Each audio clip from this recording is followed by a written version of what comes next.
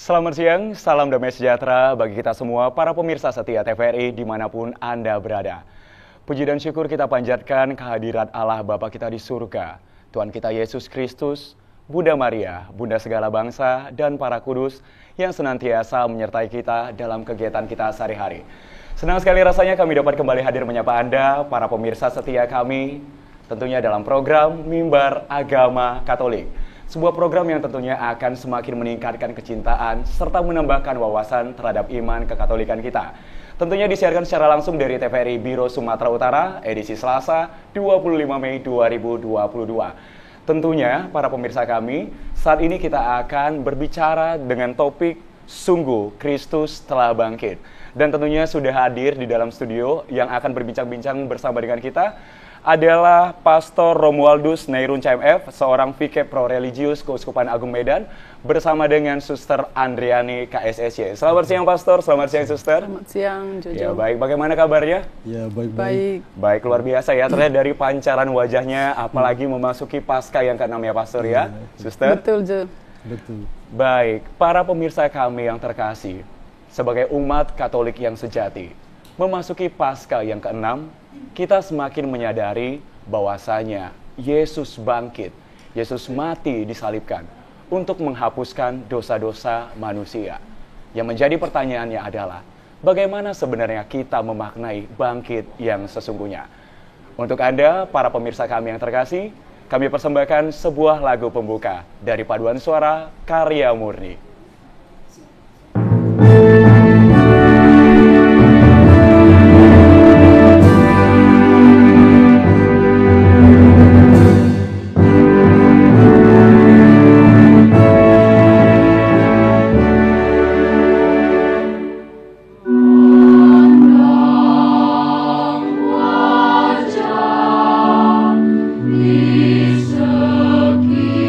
Sekitarmu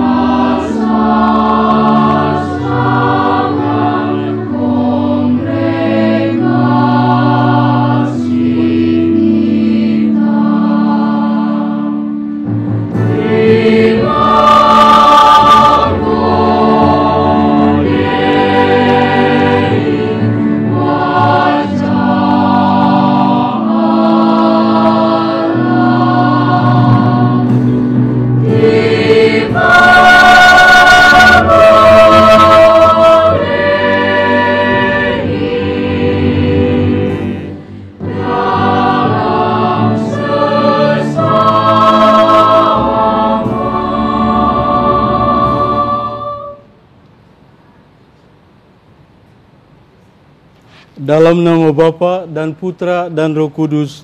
Amin. Allah Bapa yang Maha Kuasa, kami bersyukur kepadamu atas rahmat dan kasih-Mu yang Kau anugerahkan kepada kami pada hari ini. Kami bersyukur kepadamu karena rahmat kebangkitan yang menggerakkan hati kami untuk bersaksi tentang kebaikan dan kasih-Mu, tentang damai dan cinta-Mu kepada semua orang yang belum mempunyai cinta. Oleh karena itu kami mohon kepadamu ya Tuhan, kiranya rahmat kebangkitan terus menyertai kami dalam kehidupan kami, kini dan sepanjang masa. Amin. Pembacaan diambil dari Injil Matius, bab 11 ayat 1 sampai 5. Setelah Yesus selesai berpesan kepada ke-12 muridnya, pergilah ia dari sana untuk mengajar dan memberitakan Injil di dalam kota-kota mereka. Di dalam penjara, Yohanes mendengar tentang pekerjaan Kristus, lalu menyuruh murid-muridnya bertanya kepadanya, "Engkaukah yang akan datang itu, atau haruskah kami menantikan orang lain?" Yesus menjawab, "Pergilah dan katakanlah kepada Yohanes apa yang kamu dengar dan kamu lihat. Orang buta melihat, orang lumpuh berjalan, orang kusta menjadi tahir, orang tuli mendengar, orang mati dibangkitkan, dan kepada orang miskin diberitakan kabar baik." Demikianlah sabda Tuhan. Saudara-saudari yang dikasihi Kristus, yang buta melihat, yang tuli mendengar, yang lumpuh berjalan, yang mati dibangkitkan, mengenal tanda dan karya Yesus dalam hidup orang-orang Kristen. Imago Dei, kesecitraan dengan Allah. Tema ini sangat menarik untuk kita renungkan, karena berasal dari kata-kata Yesus sendiri. Ketika Yohanes menyuruh para muridnya bertanya kepada Yesus, kira-kira siapakah dia? Mengapa Yohanes Pembaptis bertanya kepada Yesus, kira-kira siapakah dia? Kalau kita membaca konteksnya, kita tahu bahwa dalam bagian awal bacaan Injil tadi dikatakan bahwa Yohanes sedang dalam penjara pada saat itu. Dan oleh karena dia sedang dalam penjara, ada begitu banyak pikiran-pikiran yang kurang baik, ada begitu banyak kesulitan, ada begitu banyak tantangan yang mengatakan kepada dia bahwa dia juga harus mengetahui siapakah Yesus. Mungkin ada pertanyaan bagi kita, mengapa Yohanes bertanya siapakah Yesus? Karena kita tahu bahwa Yohanes dan Yesus adalah bersaudara, adalah sepupu. Bagaimana dia tidak tahu siapakah Yesus itu? Dan bagaimana dia tidak tahu siapakah Mesias itu? Yang pertama, Yohanes bertanya tentang siapakah Yesus oleh karena dia sedang kecewa. Dia sedang galau. Ya, kita tahu bahwa ketika dia di dalam penjara, dia memikirkan mengapa Yesus berusaha untuk mencoba membangkitkan orang yang mati, membuat mujizat orang yang lumpuh bisa berjalan, orang yang tuli bisa mendengar, orang yang buta bisa melihat. Kenapa Yesus tidak mengeluarkan Yohanes dari dalam penjara? Dan yang kedua, Yohanes sebenarnya sungguh-sungguh sangsi terhadap kemesiasan Yesus. Mengapa Yesus mewartakan kabar baik Tuhan di tengah kampung, bukan di kota Yerusalem? Itulah dua alasan mengapa Yohanes menyuruh para muridnya untuk menanyakan siapakah Yesus. Apakah Yesus menjawab pertanyaan para murid itu? Yesus hanya mengatakan kepada para murid itu, ketika para murid mengatakan, "Siapakah engkau? Apa yang kami harus katakan?" Yesus katakan, "Beritahulah kepada dia," maksudnya kepada Yohanes, "orang buta melihat, orang tuli bisa mendengar, orang mati dibangkitkan." Dan juga ada begitu banyak perbuatan-perbuatan lain yang dilakukan oleh Yesus kepada orang banyak. Dengan jawaban seperti itu, Yesus mau menekankan kepada Yohanes sebenarnya siapakah dia. Dan dia juga harus tahu bahwa dia adalah seorang Mesias yang mewartakan kebaikan, kedamaian, kasih melalui tanda-tanda yang dilakukan oleh Yesus kepada orang banyak. Yesus pada intinya mewartakan kebaikan, mewartakan cinta, mewartakan kedamaian kepada orang banyak, supaya orang sungguh-sungguh mempunyai harga diri, mempunyai pengharapan. Karena Yesus tahu bahwa kita semua adalah sama, satu citra. Hari ini dalam permenungan kita juga, kita diajak untuk merenungkan karya para suster KSSY, Kongregasi Suster Santo Yusuf, yang mempunyai karisma Imago Dei atau secitra dengan Allah, yang mau mengatakan kepada kita bahwa bagaimana para suster KSSY mewartakan karya Tuhan. Mereka adalah perpanjangan tangan Tuhan, perpanjangan tangan Kristus untuk mewartakan kebaikan, untuk mewartakan cinta, untuk mewartakan pengharapan yang baru kepada orang yang tidak berpengharapan, kepada orang yang seringkali dilupakan dalam kehidupan mereka. Kalau kita lihat begitu besar karya para suster ini kepada orang-orang yang demikian. Oleh karena apa? Oleh karena mempunyai semangat yang sama sebagaimana Kristus mewartakan kebaikan, mewartakan cinta kepada orang-orang yang belum beroleh kebaikan, kepada orang-orang yang belum beroleh pengharapan. Pada saat ini kita masih dalam masa Paskah. Kita diajak untuk merenungkan kebangkitan Tuhan, agar kita juga tidak takut untuk mewartakan kebaikan. Jangan berhenti berbuat baik, mewartakan kebaikan, memberikan kesaksian tentang kebaikan. Karena memang itulah yang dibuat oleh Yesus ketika dia masih hidup. Sebagai pengikutnya kita pun dipanggil untuk menjadi saksi kebangkitan, saksi kedamaian, saksi kasih dan saksi cinta. Semoga Tuhan memberkati kita semua. Marilah kita mendengarkan pujian yang dibawakan oleh paduan suara karya murni dengan judul Bawalah Daku Lebih Dekat.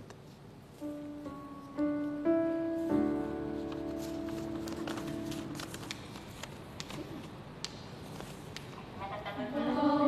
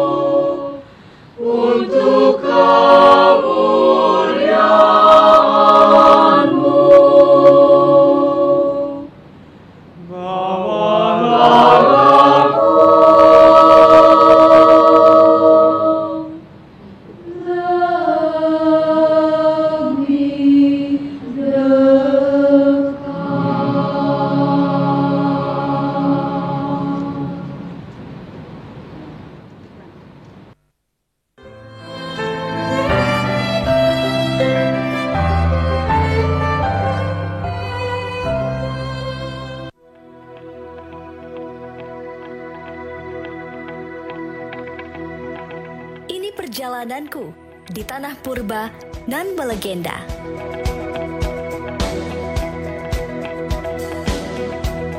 Menjelajah jejak kejayaan masa lampau.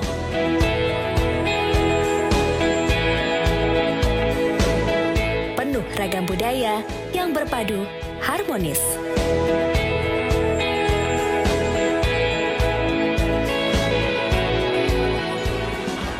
Takjub akan pesona alam yang selalu terekam angan.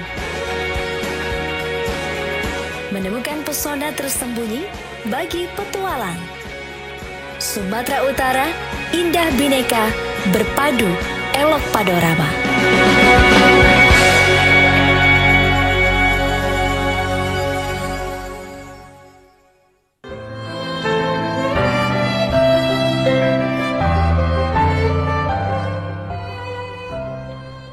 Terima kasih Anda masih setia menyaksikan program Mimbar Agama Katolik.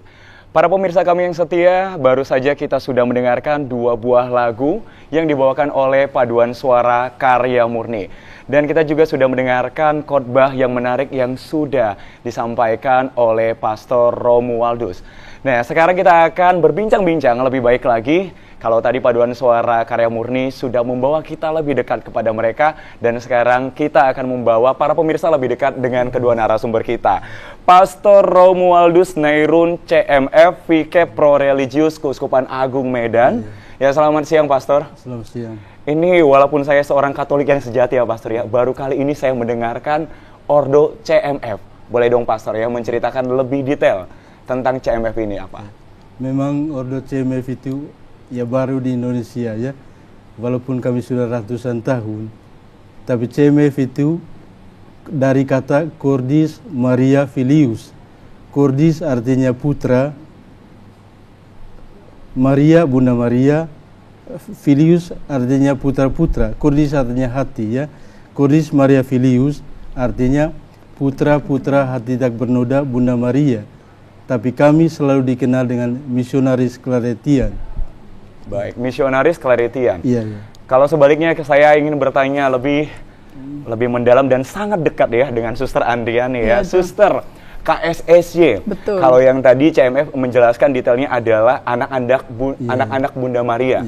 Santo Yosef. Nah, ini sebaliknya nih ya. Kalau yang betul. biarawan menjadi anak Bunda Maria. Kalau biarawati anak Santo Yosef. Mungkin Suster boleh menceritakan lebih baik lagi ya, supaya para pemirsa kita yang setia bisa lebih paham tentang KSSY, kemudian perhatian pelayanannya lebih ke arah mana, Suster? Silakan. Ya, terima kasih Jo. Suster KSSY itu kepanjangannya Kongregasi Suster Santo Yosef, yang pelindungnya adalah Santo Yosef. Karya kami bergerak di bidang pendidikan umum dan juga pendidikan khusus. Ada juga pelayanan terhadap rehabilitasi narkoba, pastoral, dan bagian kesehatan. Oke, berarti lebih banyak kepada pelayanan umum ya, Suster. Betul, ya? untuk pendidikan. Untuk pendidikan. Ya. Nah, ini kita kembali bertanya kepada Pastor yang tadi sudah menyampaikan khotbah kita tentang sungguh Kristus telah bangkit. Menarik sekali Pastor, walaupun ayatnya cukup singkat, tetapi ada suatu statement, pernyataan daripada murid Yesus. Apakah engkau yang akan datang kembali? Sebenarnya mengapa sampai murid tersebut bertanya seperti itu kepada Yesus, Pastor? Sebenarnya itu karena didorong oleh Yohanes sendiri. Ya, sebagaimana saya katakan tadi, ada 2 hal. Yang pertama karena Yohanes kecewa karena dia masih dalam penjara. Yesus, bagaimana dia mempunyai hubungan dengan Yesus, tapi Yesus lebih membantu orang-orang lain, itu menurut dia lah ya. Membantu misalnya orang-orang bisu, orang-orang yang tuli, orang-orang yang buta, tetapi tidak membantu Yohanes untuk keluar dari penjara. Itu yang pertama. Yang kedua, karena Yohanes juga mau, kalau Yesus sebagai seorang Mesias, kenapa dia harus mewartakan di kampung, bukan di Yerusalem? Karena bukan kampunglah tempat Yesus mewartakan, tetapi Yesus mempunyai pikiran yang lain. Karena dia datang untuk mewartakan kepada semua orang, ya, baik yang di kampung maupun yang di kota. Iya. Nah, ini kalau kita membawa kembali kepada kehidupan kita yang masa saat ini ya Pastor ya. Tentunya ini berkaitan dengan kesesakan, pergulatan hidup ya Pastor ya. Sebagai umat beriman tentunya juga seringkali kita dihantui dengan yang namanya rasa bersalah. kadang-kadang kita juga sering merasa bagaimana mungkin saya sudah melayani Engkau Tuhan. Lalu bagaimana mungkin hal ini terjadi kepada saya? Kira-kira Pastor, ya bagaimana hal itu bisa terjadi dalam kehidupan kita saat ini? Ya memang kadang-kadang begitu banyak orang juga kecewa lah ya. Kecewa karena apa? Karena mungkin dia berdoa-berdoa terus tapi belum dikabulkan. Atau kadang-kadang dia meminta kepada Tuhan agar dia keluar dari masalah tersebut, tapi dia juga tetap ada dalam masalah tersebut. Membuat orang juga putus asa. Ya walaupun dia beriman kepada Tuhan, beriman sungguh-sungguh, tetapi yang namanya manusia lemah, kadang-kadang iman juga dikalahkan oleh pikirannya.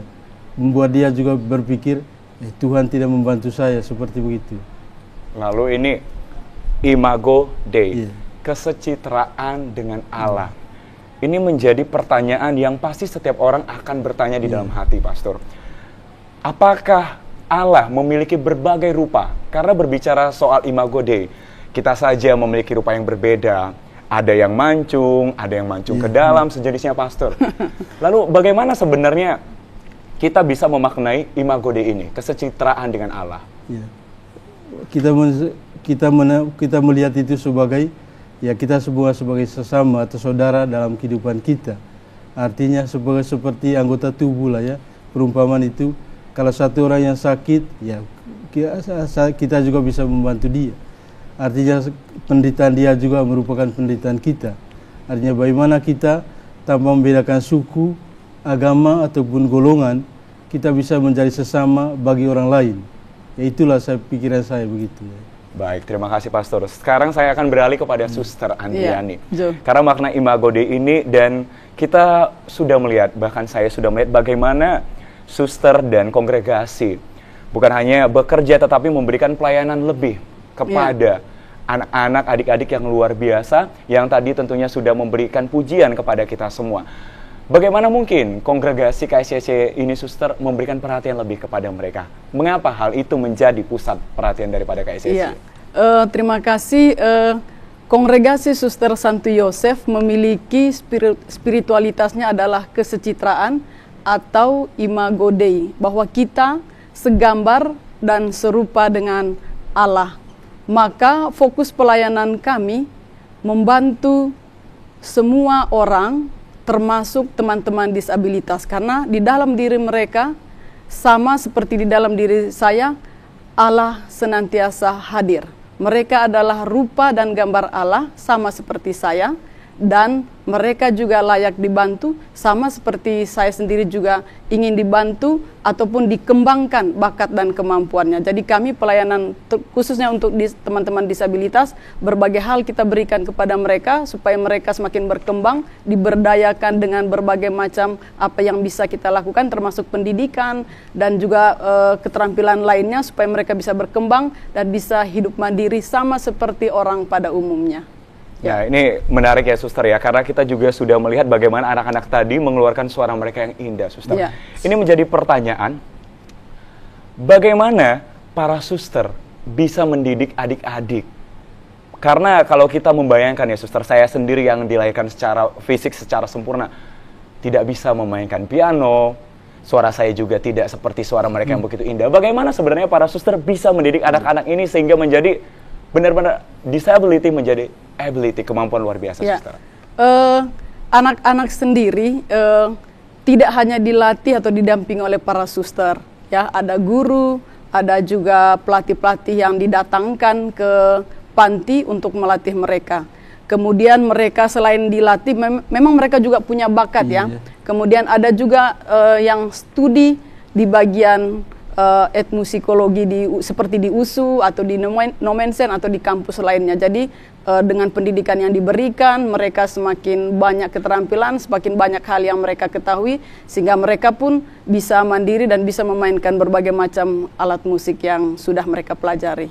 Lalu ketika mereka menempuh pendidikan di tempat umum, bagaimana cara mereka belajar, Suster? Apakah mereka bisa mengikuti proses yang terjadi oleh mahasiswa yang lainnya, Suster? Iya, betul. Mereka kalau di tempat kami di SLB, di Yayasan Karya Murni itu hanya menyiapkan pendidikan luar biasa mulai dari TK sampai SMP. Lalu SMA, mereka di sekolah wajib disekolahkan di sekolah-sekolah inklusi, sekolah umum, supaya mereka dilatih juga untuk bisa mandiri, bisa hidup bersama dengan teman-teman umum lainnya. Kemudian yang punya kemampuan lebih diberikan Tuhan, mereka bisa melanjutkan pendidikannya di perguruan tinggi. Luar biasa sekali ya, Suster ya. Ya, Pastor, ini ya. Tadi Suster kita sudah mendengarkan sedikit banyak tentang bagaimana sederhananya anak-anak SLB untuk bisa belajar bersama, bentuk karya mereka. Kalau dari CMF, Pastor, bentuk karya pelayanannya apa saja? Sebenarnya kami sejak Konsili Vatikan kedua tahun 1965 terbuka untuk umum. Ya, tidak hanya mewartakan sabda, tetapi ada juga sekolah, televisi, atau juga kerasulan lain yang artinya menjawab kebutuhan zaman ya. Oleh karena itu kami tidak hanya di mimbar saja, tapi juga di pendidikan juga. Ya memang di Indonesia tidak ada, tapi di luar negeri banyak juga. Oh, berarti memang berfokusnya di luar negeri ya, Pastor ya. Tetapi karya pelayanannya juga sampai di Indonesia. Kalau di Keuskupan Agung Medan mencakup wilayah mana saja, Pastor? Paling hanya di Mandala, di Diski dan Tanjung Balai. Berarti di Mandala, Diski, dan Tanjung Balai.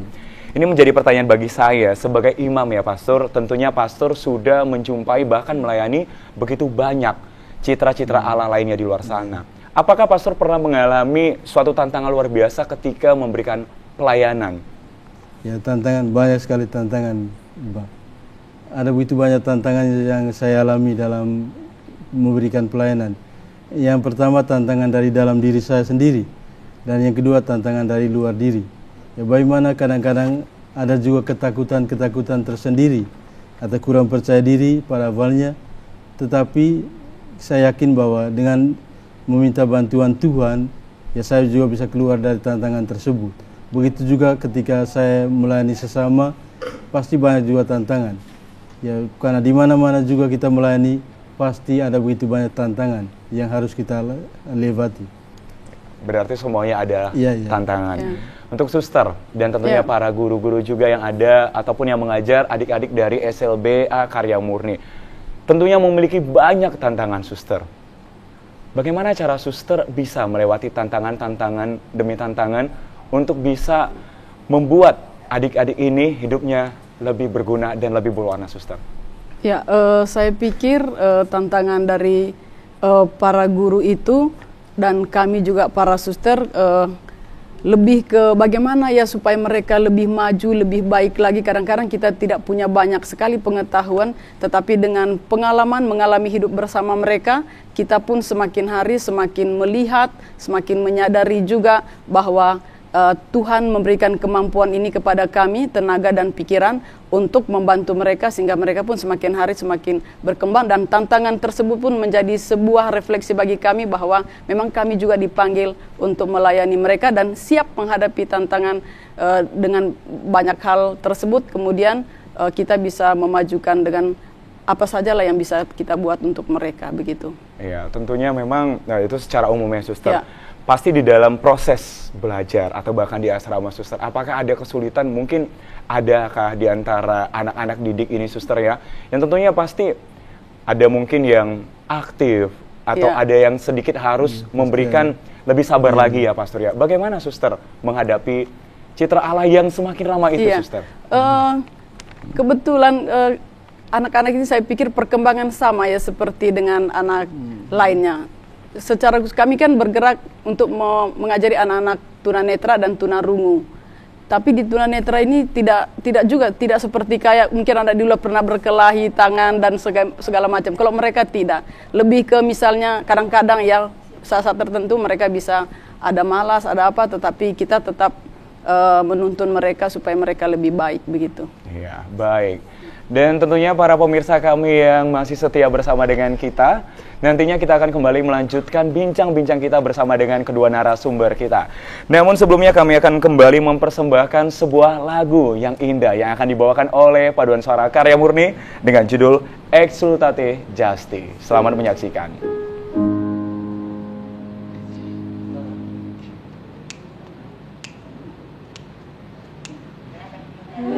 Exsultate Justim Domino, recto rectos decet collaudatio, confitemi Domino, confitemi Domino, inciara, confitemi Domino, inciara, exalterium, exalterium, exalterium, exalterium,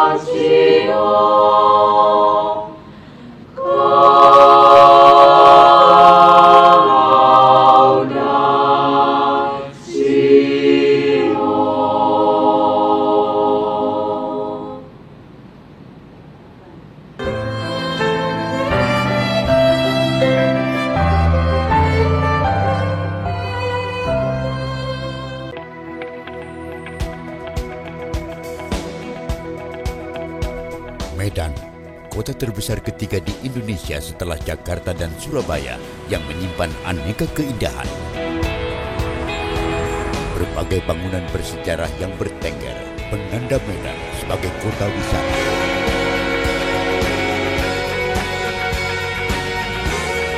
Kekayaan kulinernya dipastikan akan memanjakan lidah kita. Toleransi masyarakatnya memberi kesan Medan, kota berbudaya nan harmoni.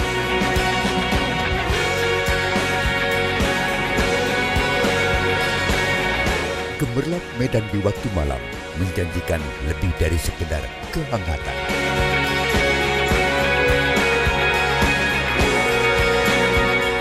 Ini Medan, tanah Delhi, berjuta pesona.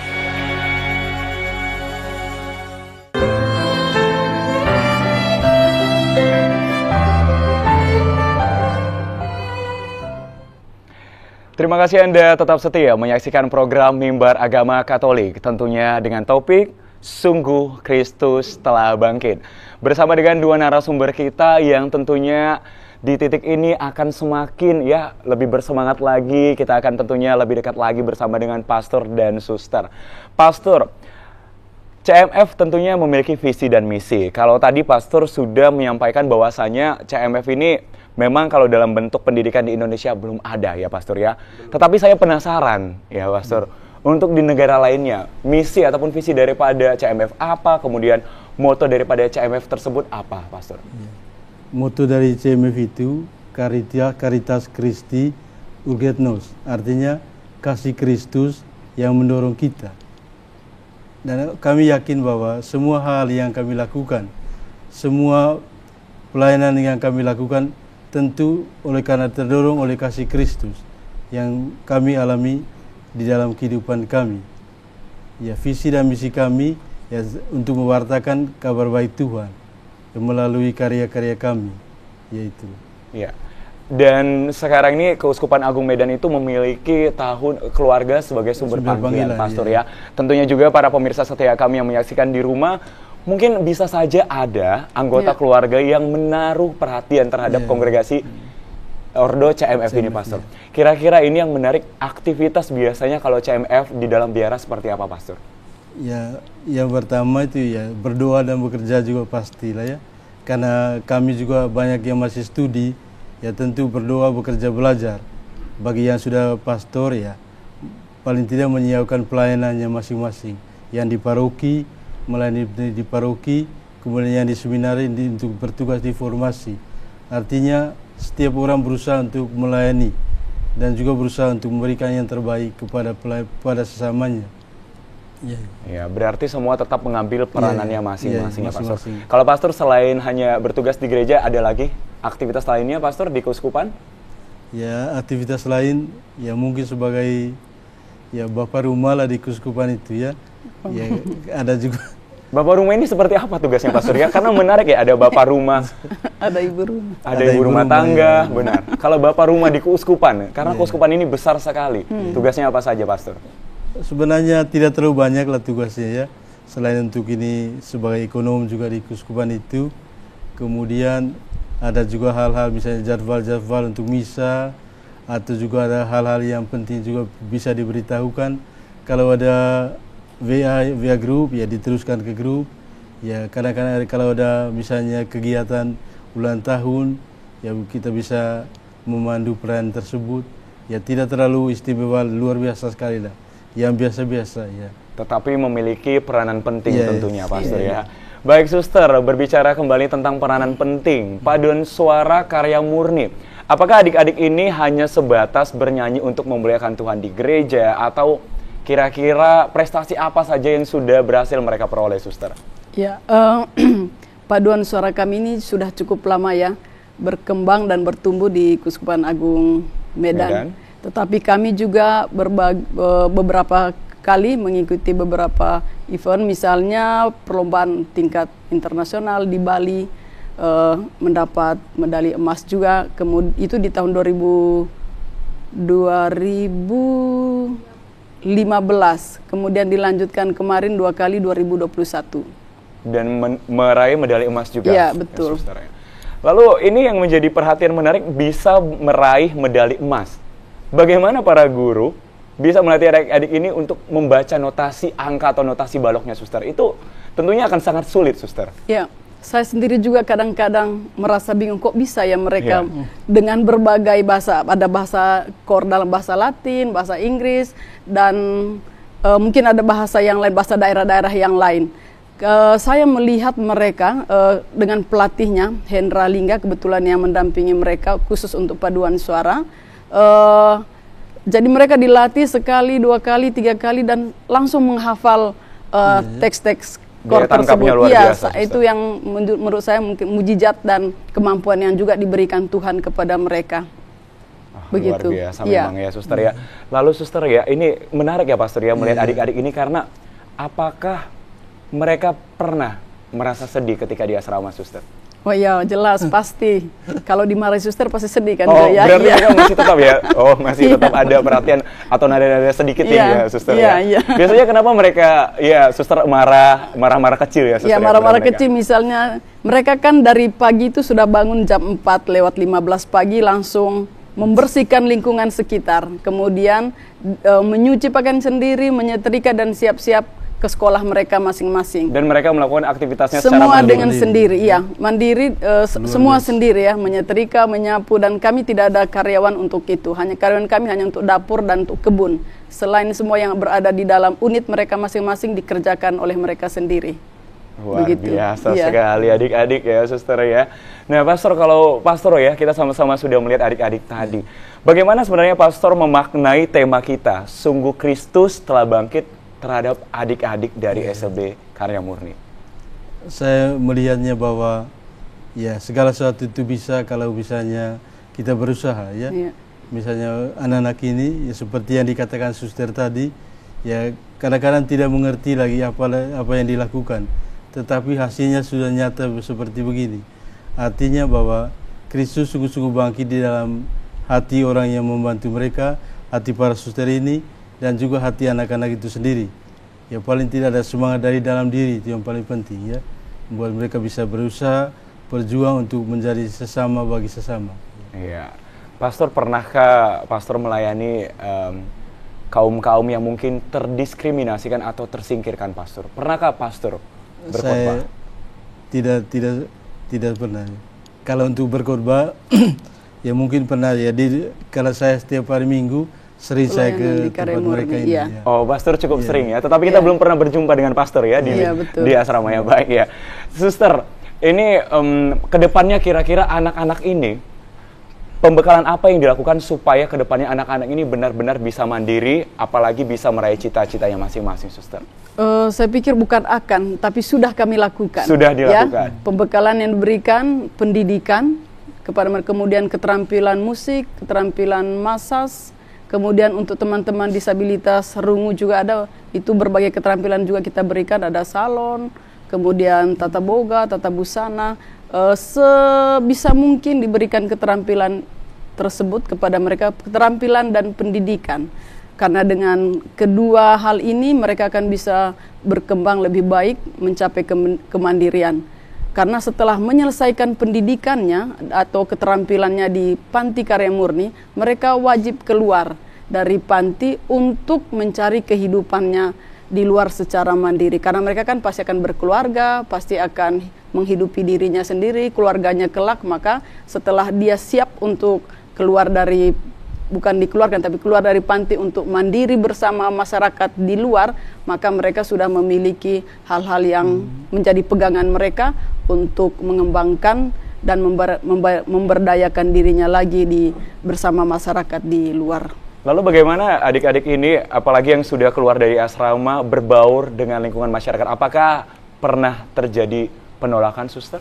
1-2 orang mungkin pernah mereka alami ya, tetapi secara umum lambat laun dengan makin berkembangnya juga negeri kita ini, mereka sudah semakin diterima, semakin bisa masuk dalam beberapa kelompok di masyarakat begitu. Walaupun untuk kehidupan mata pencaharian memang masih sulit ya.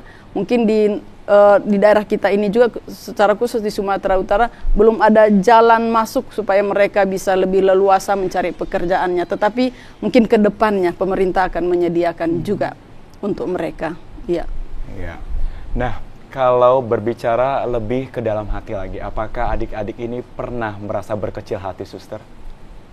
Mulanya iya, mungkin di sekolah umum, pertama-tama masuk ke sekolah umum itu seperti itu, mungkin merasa minder, tapi melihat ada potensi yang begitu banyak juga dalam diri mereka, akhirnya mereka bisa berlomba, maju dan berjalan bersama dengan teman-teman di sekolah umum. Walaupun ada juga yang kurang menyapa mereka atau kurang menemani mereka dalam perjalanan selama mereka bersekolah atau di kampus, tetapi lambat laun. Tapi ada juga yang berbaik hati, yang juga ikut bagian dalam membantu mereka. Iya. Nah, Pastor, kembali lagi nih berbicara tentang kesecitraan, Pastor. Sebagai imam, bagaimana Pastor memaknai atau mungkin memberikan penjelasan mengapa sebenarnya Allah menciptakan manusia begitu ragamnya, Pastor? Ya, karena kalau satu jenis juga yang mungkin tidak terlalu menarik untuk dilihat ya. Kalau ada aneka ragam ya pasti ya sungguh menarik untuk dilihat, dan juga kalau ada karisma yang bermacam-macam juga pasti sangat memperkaya banyak orang, memperkaya satu sama lain. Itu yang paling penting. Ya, benar juga sebenarnya. Betul. Ya, Pastor ya, Suster ya. Ketika melihat adik-adik bernyanyi, kita semakin menyadari Tuhan luar biasa. Betul. Hal itu juga memotivasi untuk kita, mereka bisa. Kenapa kita tidak bisa? Ya, Pastor ya. Benar. Lalu Suster ini, nah adik-adik kita ini berasal dari mana saja, Suster?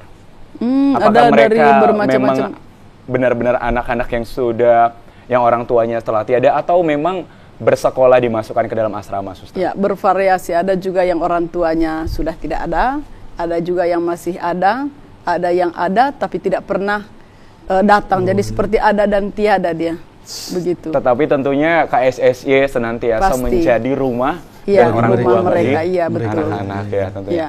Pastor, kalau saya bertanya tentang Pastor ya, kira-kira kalau melihat ya potensi adik-adik yang bernyanyi tadi, Pastor bisakah menggambarkan seusia Pastor pada masa itu dengan adik-adik pada usia sekarang ini? Mungkin usianya itu sekitar dari 10 ya suster ya? Iya, betul, 10 dari ke 10 atas. tahun sampai yang paling dewasa? 23 tahun. 23 tahun. Iya. Kira-kira pada saat pastor seusia 10 tahun, apakah sudah memiliki bakat luar biasa seperti adik-adik ini?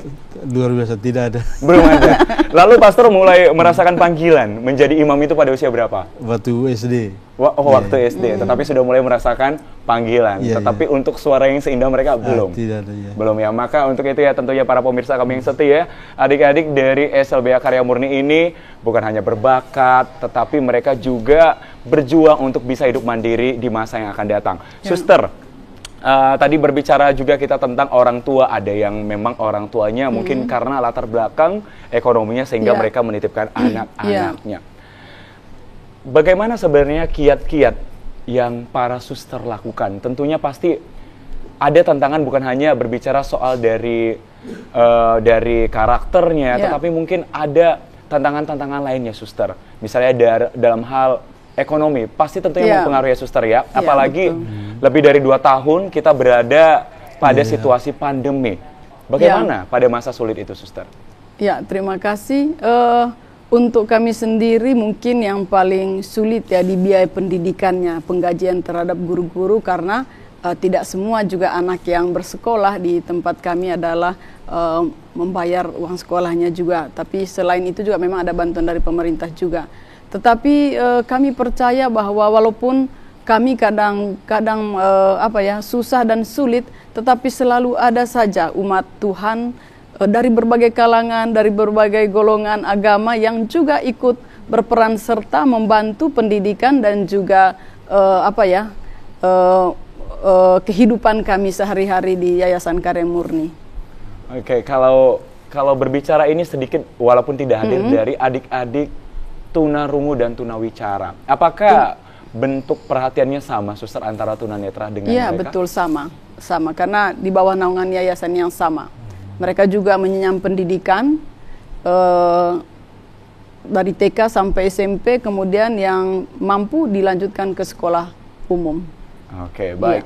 Pastor, sebelum kita menutup perjumpaan kita pada siang hari ini, tentunya Pastor boleh memberikan pernyataan ya Pastor, ataupun penutup, dan begitu juga suster, agar kita para pemirsa yang setia menyaksikan acara kita ini dengan tema Sungguh Kristus Telah Bangkit semakin bisa memaknai perjumpaan kita pada siang hari ini, Pastor. Jadi yang penting bagi saya untuk memahami hidup itu adalah kesempatan untuk melayani, kesempatan untuk memberikan diri kita, untuk menghargai sesama kita sebagai orang-orang yang patut dihargai, dan juga untuk memberikan martabat yang baik bagi orang-orang yang kurang dipandang dalam hidupnya. Oleh karena itu, kesempatan ini saya mengajak bagi kita yang tergerak hatinya untuk membantu para suster ini yang berkarya di pendidikan luar biasa, agar bisa membantu para suster ini atau juga anak-anak ini dengan apa yang kita miliki. Ya, bagaimana dengan suster? Ya, karena kita segambar dan serupa dengan Allah, mari kita saling memperhatikan, saling menjaga dan saling mendukung satu sama lain, karena kehendak Allah demikian adanya. Terima kasih. Baik, terima kasih untuk Pastor dan terima kasih juga untuk suster. Para pemirsa kami yang terkasih, tentunya Sungguh Kristus Telah Bangkit, dan kita telah menyaksikannya secara langsung.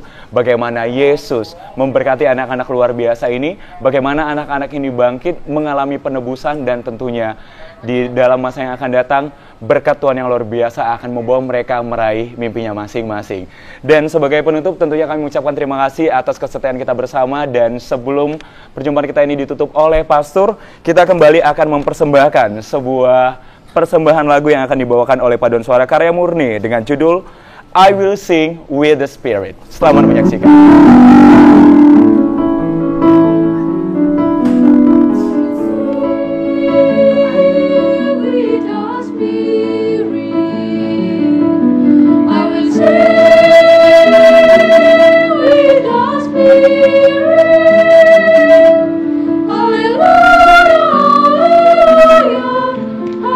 Hallelujah, hallelujah, hallelujah.